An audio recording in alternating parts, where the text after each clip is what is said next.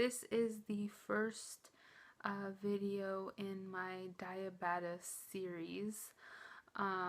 So I just wanted to kind of talk a little bit about what type 1 diabetes is, because it's become such a huge part of my life in the past, 4 months, that I feel like I just need to talk about it because it's not something that a lot of people know about. It is similar in the fact that it has something to do with your pancreas, your insulin, what you eat, what you can't eat, and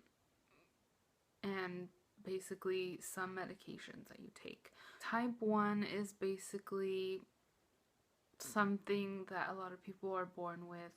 They have it, they develop it when they're little, maybe babies. My nutritionist has a 6-month-old patient with type 1 diabetes. I was not diagnosed till I was 19, but I was heavier, and so my doctors assumed that I had type 2, which generally happens later in life for people over 40. And most likely these people that develop type 2 are overweight or just don't take care of their diets, don't exercise very much, which is a factor in type 1, but it's a little different in that it's more like your body just doesn't work correctly. Your pancreas specifically does not work correctly. My pancreas makes close to 0 insulin, whereas a normal person's body creates insulin whenever someone eats, or a little bit before that actually. That way it intakes the food, it processes it, all of that. Type 1 diabetics, we have no insulin. We are insulin dependent. I inject insulin. I do not have a pump. A lot of people have a pump on their arm or on their bellies. I'm not at that point yet. I'm not sure how I feel about that. So if any type 1 diabetics with a pump have any comments or, I don't know, advice for me about the pump, if you could send that on over, because I'm still kind of on the fence. I don't know what is best for me right now. But right now I inject. I take insulin before every meal, before any snack.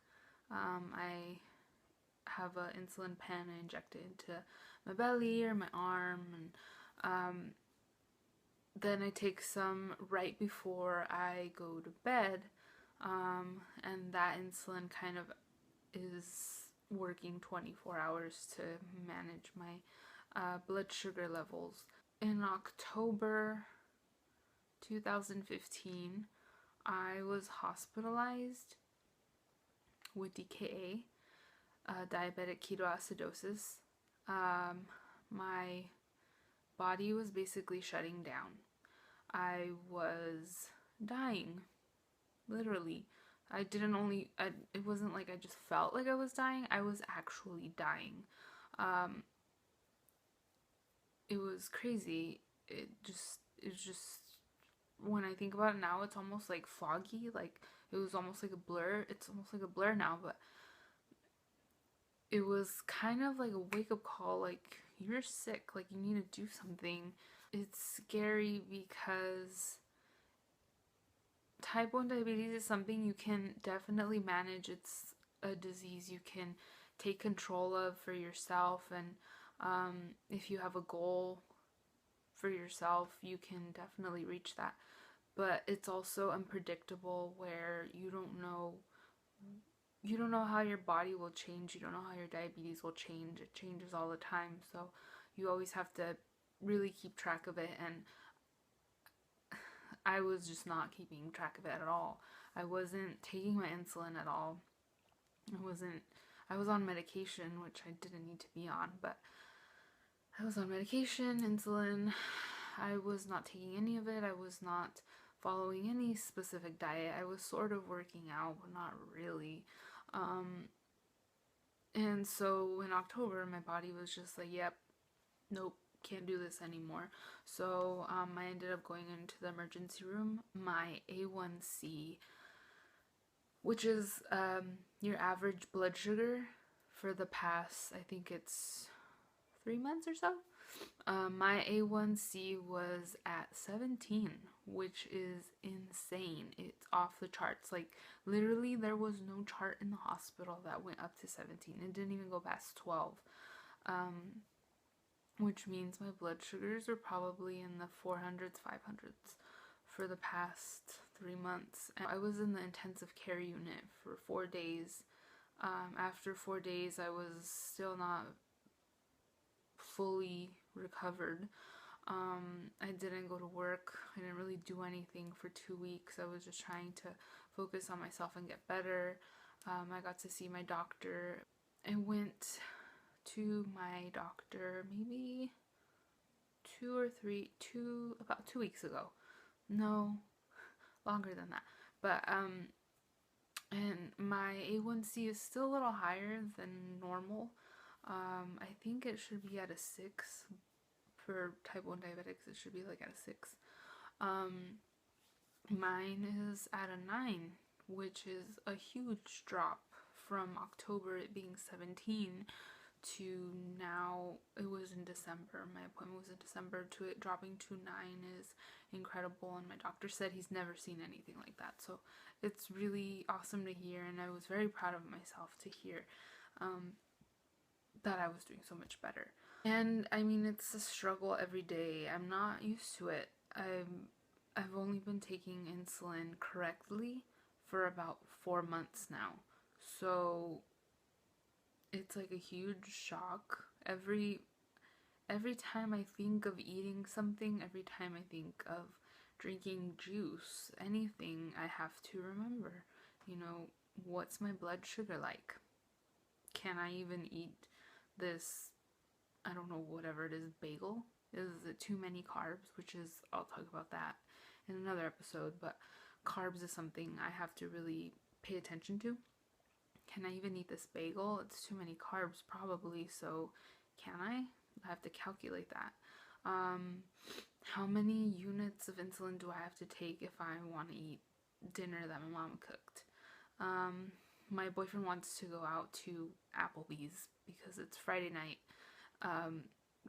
What can I even eat there? I have to go research.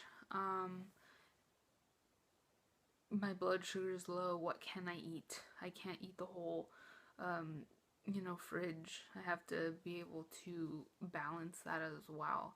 So there's like so many things that come up throughout the day, and I mean, it's a disease I'm gonna have to live with for the rest of my life. I mean, we're hoping and praying that there's a cure soon, but for now, it's a huge wake-up call because, I mean, I was literally dying. I could have just died. It's definitely hard to do that. When I was first diagnosed with type 1 at the age of 23, see, I was diagnosed with type 2 when I was 19. I was on meds for 3 years that were just not doing anything for me. I was getting worse because I had no insulin. I had absolutely no insulin. But I was taking metformin, I was taking simvastatin, I was taking all of these Januvia to lower my blood sugar, but I was not type 2, so these medications were not doing anything for me except probably giving me random, like, horrible side effects. At the age of 22, I had to start taking insulin.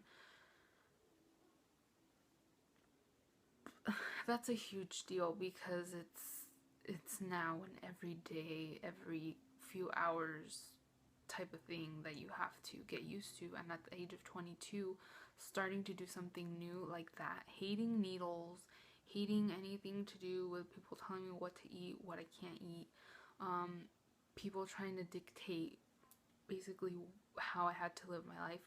at the age of 22, after having lived in major cities, after having lived away from home for years, after having just done all of my own stuff, and then coming back. I had moved back home around the same time, and then it was just like a lot. So that sort of contributed to why I didn't want to deal with my diabetes. I was like, you know what, if I ignore it, it doesn't exist, and maybe for some strange miracle it'll go away. Nothing. I don't feel bad. I don't feel sick, so I'm gonna be fine. Well, not till this October did I start feeling sick, and then all of that happened. So I guess what I'm trying to say is that I know it's hard. It's it's a really it's a really tough card to be dealt with. It's just something in my life that I have to deal with. Oh well, some people have to wear glasses. I have to take insulin. And like my nutritionist said, just because you check your blood sugar and it's like 237 does not mean you are a bad person. It just means that your body's not making enough insulin. You have to take some insulin. That's all it means. It just means you need more insulin. I hate checking, especially when I know that my number's going to be high. I'm like, oh, I don't want to check. But you have to. Like, who cares? Who cares? It's 315. Like, that's really high. But it's not. It's just letting you know what? You didn't make a good decision the meal before. This next one, you're going to have to pay a little more. Give me a little bit more insulin. And maybe make a few better choices in this meal. Take a walk. That'll help. Do something. Breathe for a little bit. Do something. If there are any type 1s out there, any other diabetics, let me know. I want to hear your stories. I want to hear about how you were diagnosed. I'll talk about that next time. What were the symptoms that I went through initially? How did I even end up in this whole diabetes? How did I get it? What happened? If you guys have comments, if you guys have questions, you're like, whoa, that, what if I have that? How do you know if you have that? Message me. I'm so open. It's something that I don't know very much about. I'm just trying to deal with it day by day. And so I'm just here to share my experience with it, my view on it, and how I deal with it, I guess, because everybody deals with it differently. So if you know anybody, refer them to this video. Let them know that there are people out there who just hate the fact that they are type 1 diabetics, but what can we do about it? Thanks for watching, guys. Hopefully soon I'll have a second video for my Diabetic series. Thank you so much for following and watching. Talk to you later. Bye.